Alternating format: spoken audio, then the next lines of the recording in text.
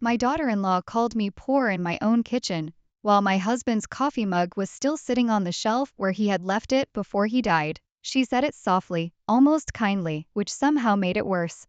Nora, you need to be realistic, she told me, smoothing the sleeve of her cream-colored blazer. You're a retired teacher. You don't have the resources to keep this house. Daniel and I are trying to protect you from making a desperate mistake. My son Daniel stood beside her and looked at the floor. I remember the porch light flickering through the window behind them. I remember the smell of rain in the gutters. I remember the way her wedding ring caught the kitchen light when she reached for the folder she wanted me to sign. I did not sign it. And the next morning, while I was still sitting at that same kitchen table with a cup of cold coffee and hands that would not stop trembling, my late husband's banker arrived at my front door carrying 7 blue folders. He said, "Mrs. Whitaker, I'm sorry, your husband left instructions that I was not to bring these to you until someone tried to force a sale of the house." That was the first time I understood that my husband had known something I did not. 7 blue folders. 1 old house, 1 son who could not meet my eyes, 1 daughter-in-law who smiled like she was doing me a favor, and inside those folders was a secret, large enough to explain why everyone suddenly wanted me out of the only home I had left.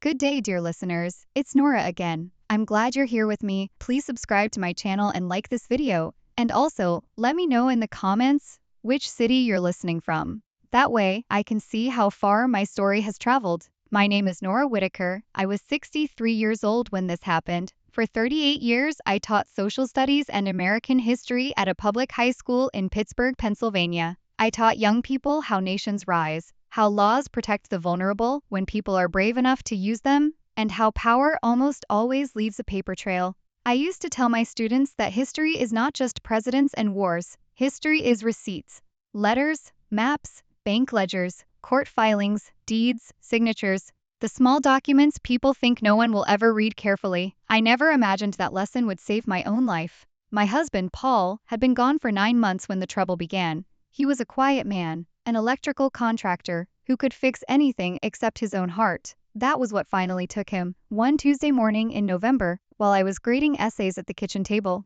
he had walked in from the garage, pressed one hand to the doorway, and looked at me with an apology already forming in his eyes. By the time the ambulance arrived, he was unconscious. By sundown, I was a widow. People think grief is loud. Sometimes it is. But mine was mostly silent. It was the second toothbrush in the holder, the work boots by the basement door, the way I kept buying his favorite soup because my hand reached for it before my mind remembered. Paul and I were not wealthy. At least, I did not think we were. We lived in the same old brick house for 31 years. It had uneven floors, a small backyard, and a maple tree that dropped leaves into the gutters every autumn, like it had a personal grudge against us. We had savings, life insurance, my pension, and a modest checking account, enough to live carefully, not enough to be careless. My son Daniel was our only child. He had always been bright but restless, the kind of boy who finished his homework fast, not because he loved learning, but because he wanted to get to the next thing. He grew into a man who worked in medical equipment sales, wore expensive shoes, and spoke in phrases that sounded borrowed from business seminars. His wife, Elise, was different, calm, polished, strategic. She worked as a compliance consultant for private healthcare groups, which meant she understood contracts, pressure, and how to make people feel foolish for asking questions. When Daniel brought her home the first time, Paul said very little afterward. Later that night, while we washed dishes, I asked him what he thought. He dried a plate for a long moment and said, "She watches the room before she enters it."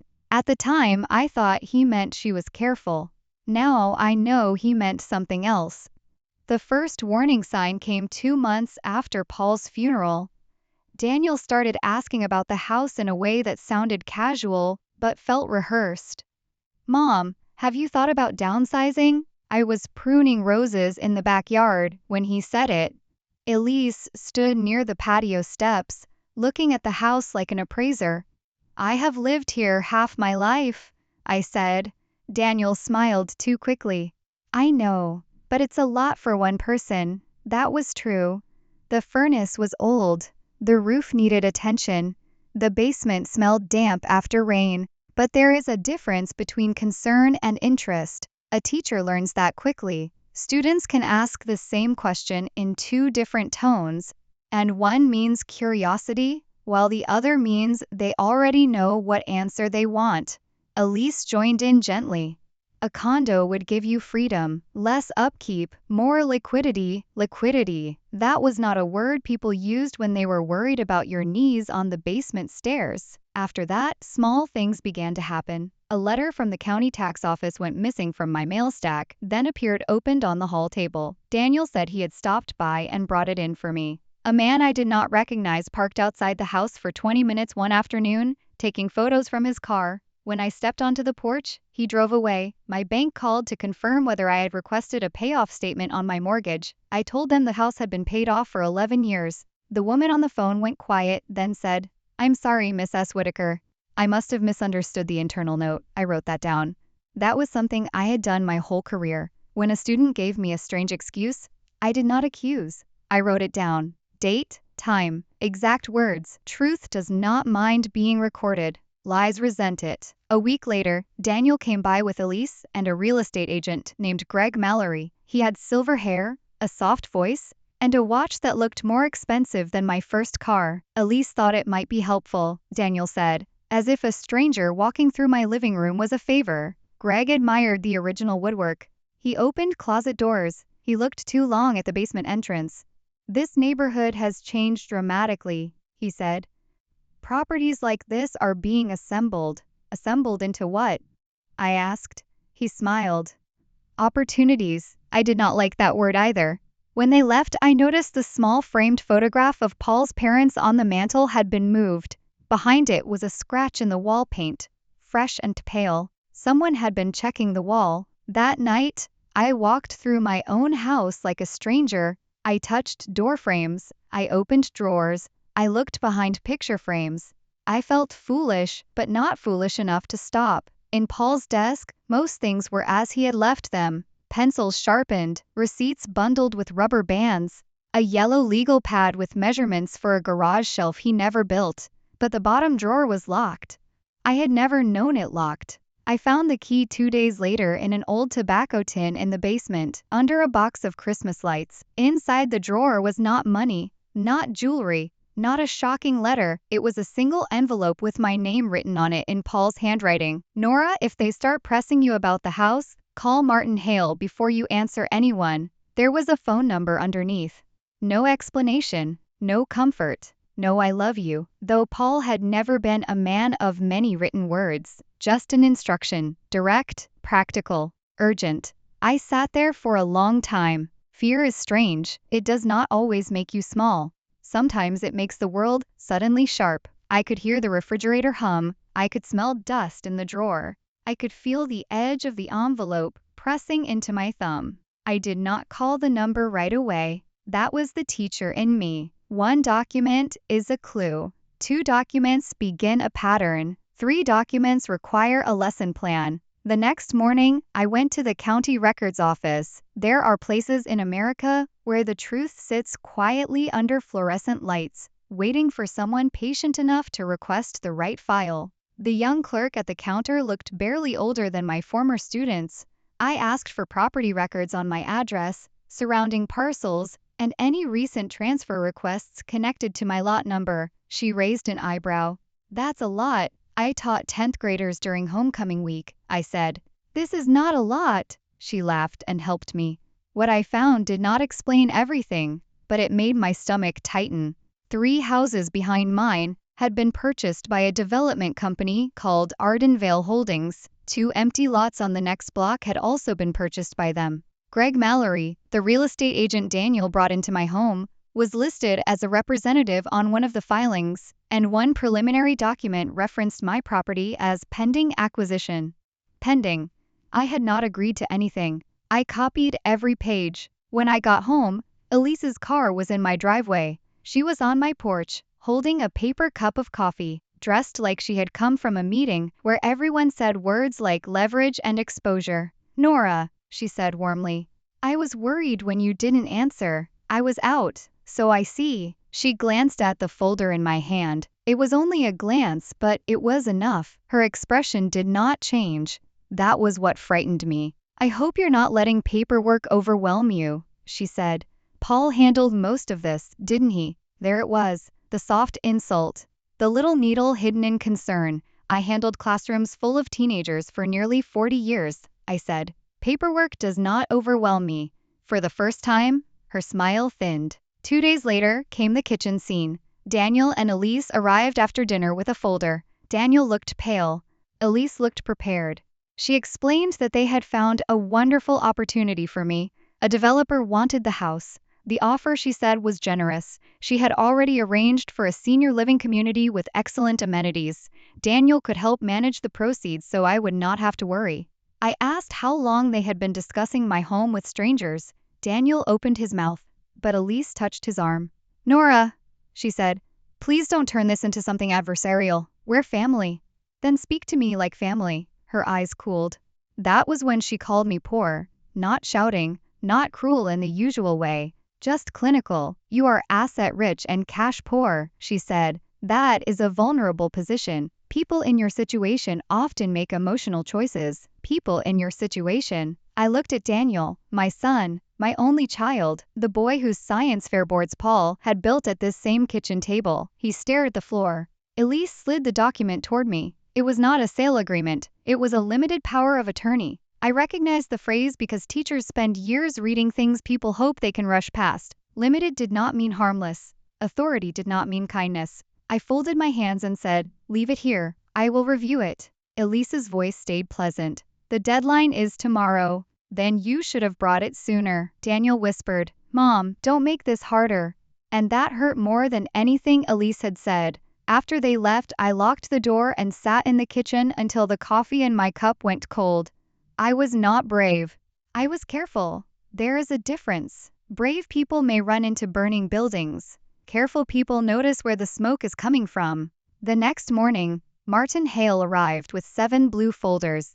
He was in his 70s, tall and slightly stooped, wearing a dark suit that had seen better decades. He introduced himself as a retired private banker who had worked with Paul's father long before I married into the family. I should have come sooner, he said, standing in my doorway with rain on his shoulders.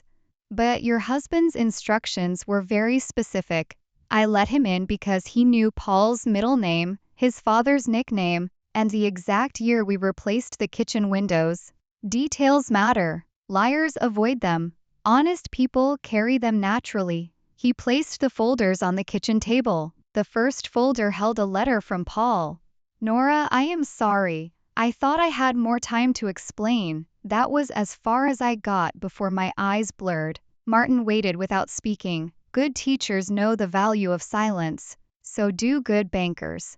The folders revealed a history I had never been taught, though I had lived beside it for 31 years. Paul's father, Arthur Whitaker, had owned a small electrical supply company after the war. He had quietly bought properties in our neighborhood when the steel industry declined and families moved away. Most were sold over the years, but one parcel remained unusual. Our house and the 2 lots beneath and behind it had mineral and utility easement rights attached from an old rail corridor and power substation agreement. I did not understand at first, Martin explained slowly, as if he were teaching me a lesson I wished I had not signed up for. A technology infrastructure company had been assembling land for a private data and energy routing project. Not a shopping center. Not condos. Something much more valuable. Arden Vale Holdings was buying on behalf of another entity, and the rights attached to my property made it the key parcel. Without my house, their project became complicated. With my house, it became profitable. How profitable? I asked. Martin opened the second blue folder. Inside was an appraisal. I read the number twice because the first time my mind refused it. The offer Elise called generous was less than 1/10 of the property's strategic value. My hands went cold. Did Paul know? I asked. He suspected, Martin said. He came to me after Daniel began asking questions about old family documents. Daniel? Martin's face did not move, but sadness entered it. Your husband was worried someone had accessed records they should not have had. The third folder contained copies of trust documents. The fourth contained correspondence between attorneys. The fifth contained old maps. The sixth contained bank records from Paul's father. The seventh was sealed. Martin touched it but did not open it. This one, he said, requires an attorney. That was when the doorbell rang. We both looked toward the front hall. Through the glass, I could see Elise standing on my porch. She was early. Too early. And she was looking at Martin's car in the driveway. I did not open the door. I watched her call my phone. I watched my phone light up on the table. I watched Martin Hale quietly slide the 7 blue folders back into his leather case. Then he said, "Miss S. Whitaker, you need counsel today." That was the first night of real fear, not grief, not confusion. Fear. I drove to a small motel outside the city because I suddenly did not trust the walls of my own house. That may sound dramatic, but when people begin treating your home like a chess square, you stop assuming doors are only doors. I sat on the motel bed with the stiff floral comforter tucked around my knees and made a list on hotel stationery. Who wanted the house? Daniel, Elise, Greg Mallory, Arden Vale Holdings, unknown company behind Arden Vale. Who knew Paul was worried? Martin Hale, possibly Daniel, possibly Elise. What documents existed? Power of attorney, county filings, banknotes, trust papers, appraisal, Paul's letter. What did I know? Not enough. That was the most honest sentence on the page. I slept badly. At 3 in the morning, I woke from a dream in which Paul was standing in the basement, pointing at a wall. But when I asked what he wanted, he only shook his head. At dawn, I called the number from Paul's envelope. A woman answered. Hale and Mercer, probate and fiduciary law. Martin had given me the same firm name. Paul had not sent me to a friend, he had sent me to a lawyer. By 10 o'clock, I was sitting across from attorney Celia Mercer in an office that smelled like old books and lemon polish. Celia was about my age, with silver hair cut blunt at her chin, and eyes that seemed to organize facts before people finished speaking. I liked her immediately. I gave her everything: the power of attorney, the county records, Paul's envelope, my notes, Martin's folders. I even told her about the moved photograph on the mantel and the man taking pictures outside. She did not laugh. She did not soothe me. She asked questions. Did you sign anything? No. Did Daniel have access to your mail? Yes. Did Elise ever ask for your social security number, banking password, tax returns, or insurance papers? I hesitated. After Paul died, Elise had helped me gather documents for what she called a state organization. I had been grateful. Grief makes you trust the person holding the clipboard. Celia wrote something down, then she said, Miss S. Whitaker, do not confront them. Do not accuse them. Do not discuss the folders. Do not answer calls unless we approve it. From now on, everything is preserved. That word felt familiar. Preserved. In history class, we preserved evidence because memory is fragile and power is selective. The winners write stories, but records challenge them. Celia had me change passwords from a computer in her office. She referred me to a forensic accountant named Peter Salas. She placed a fraud alert on my credit. She sent a letter to Daniel and Elise, instructing them that all communication about my property or finances must go through counsel.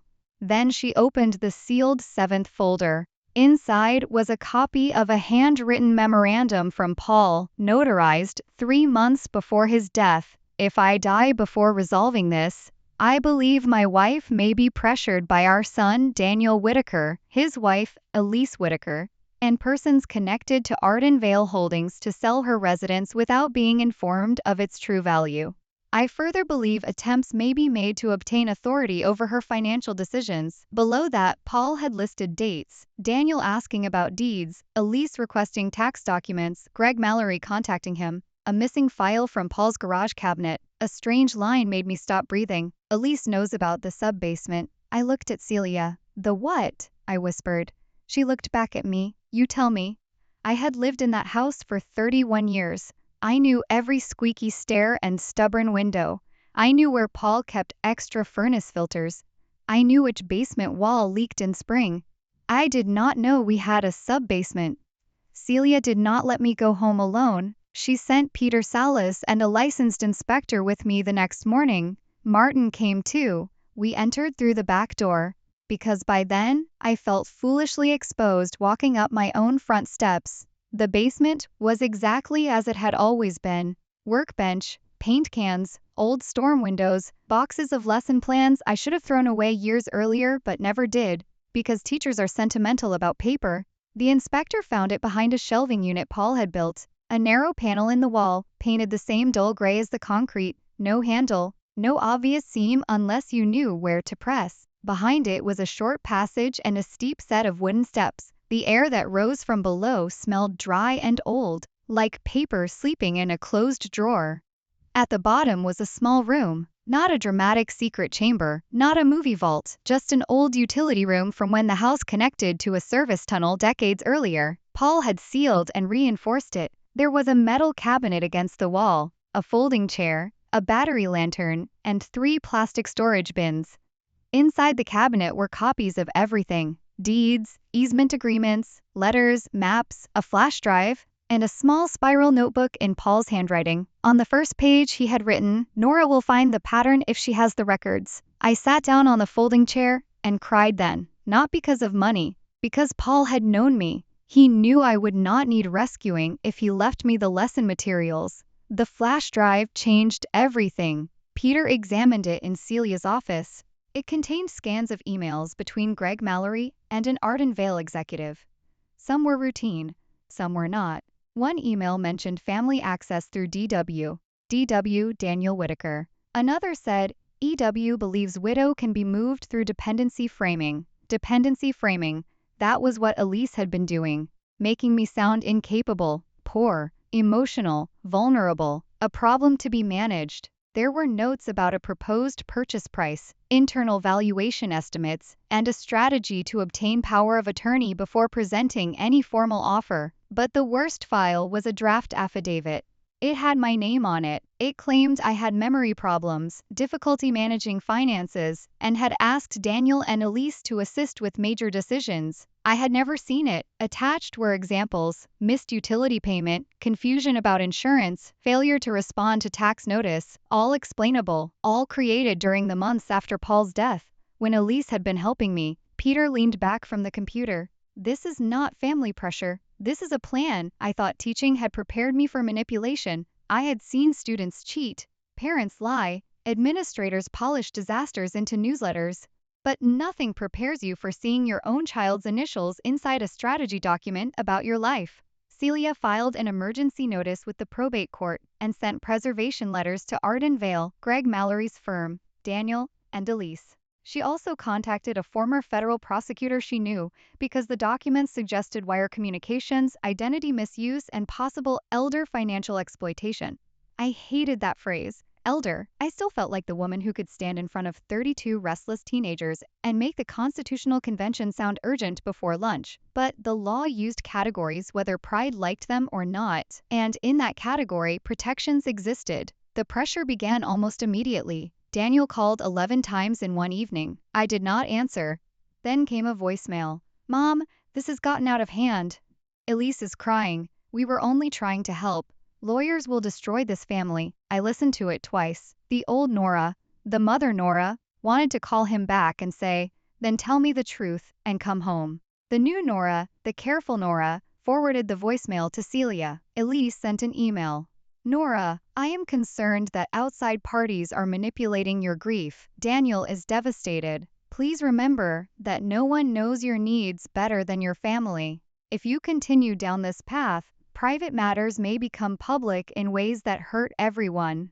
Celia's reply was brief. All future communications must be directed to this office. The next day, Greg Mallory came to my house. I saw him through the peephole, standing on the porch, with his silver hair shining in the afternoon sun, holding a leather folder like a peace offering. I called Celia. She told me not to open the door. Greg left a note. Miss S. Whitaker, misunderstandings can become expensive.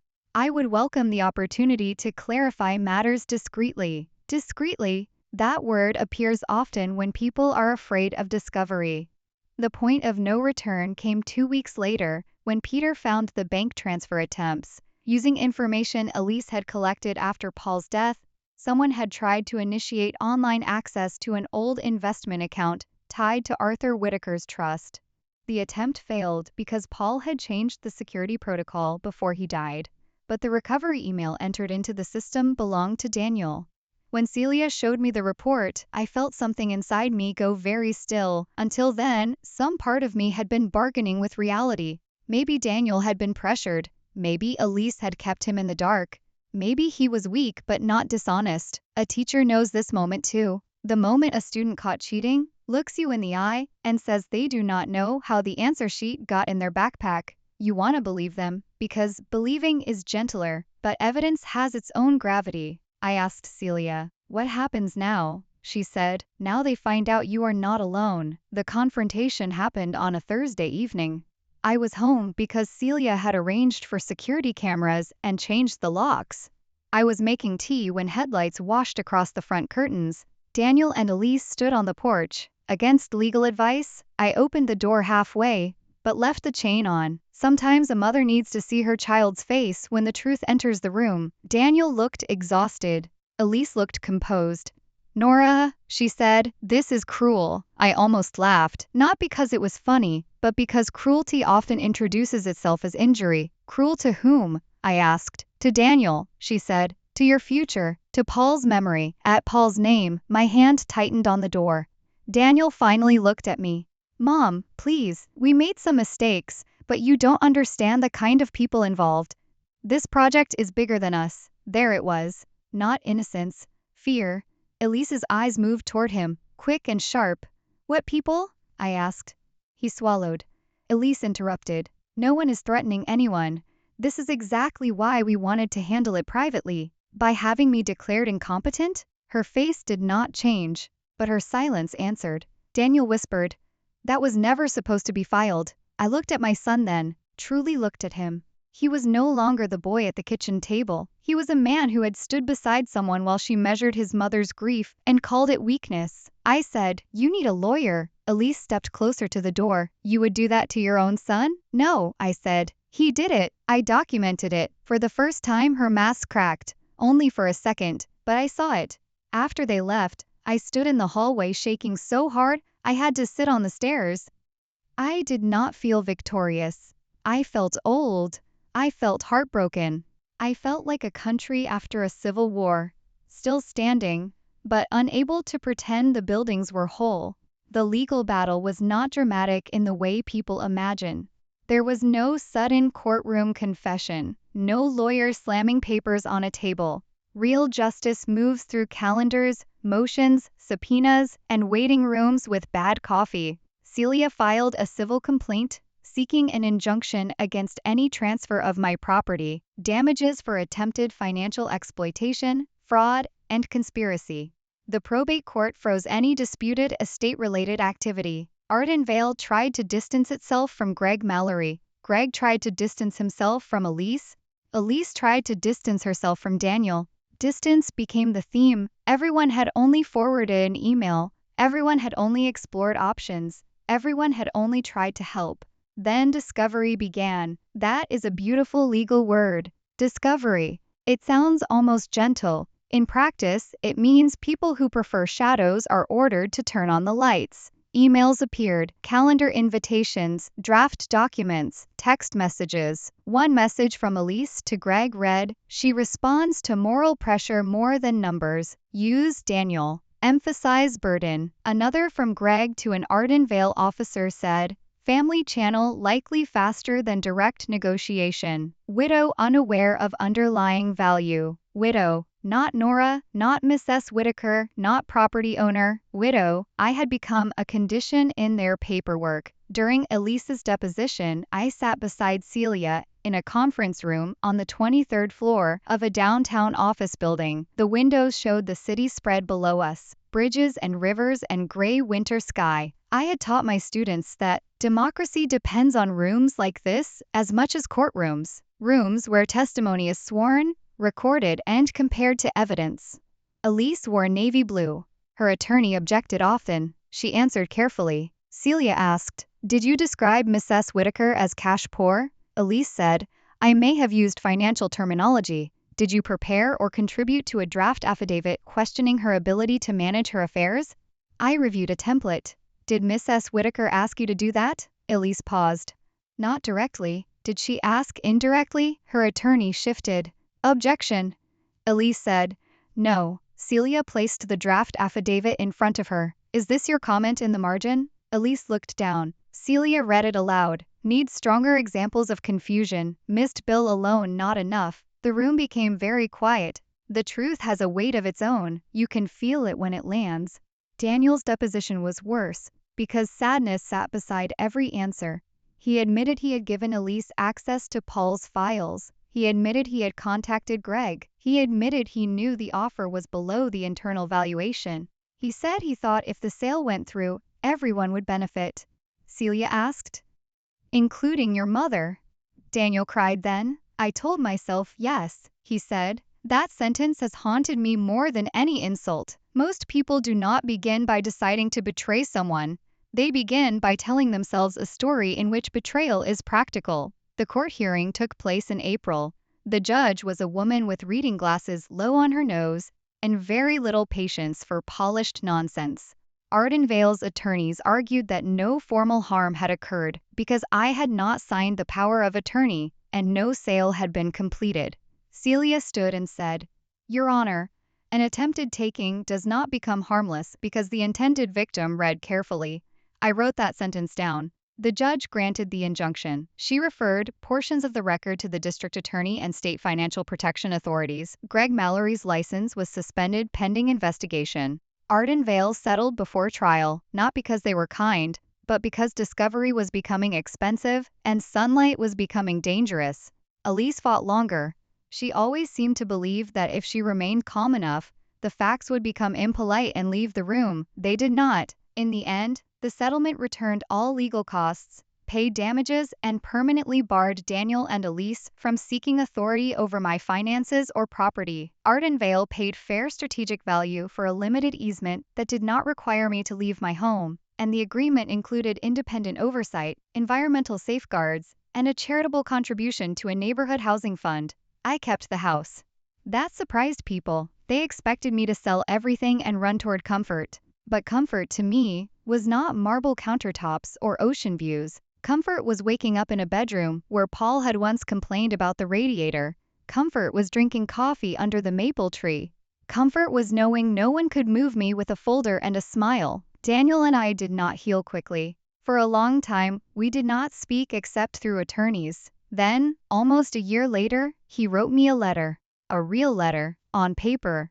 No excuses, no requests. He said he had confused ambition with responsibility. He said he had let shame make him obedient. He said he did not expect forgiveness, but hoped someday to become someone who deserved a conversation. I did not answer for 3 weeks. Then I wrote back one sentence.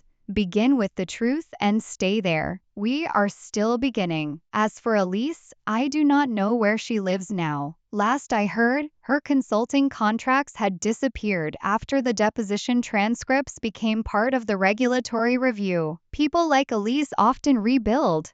They find new rooms, new language, new ways to sound helpful. I no longer spend my peace tracking her consequences.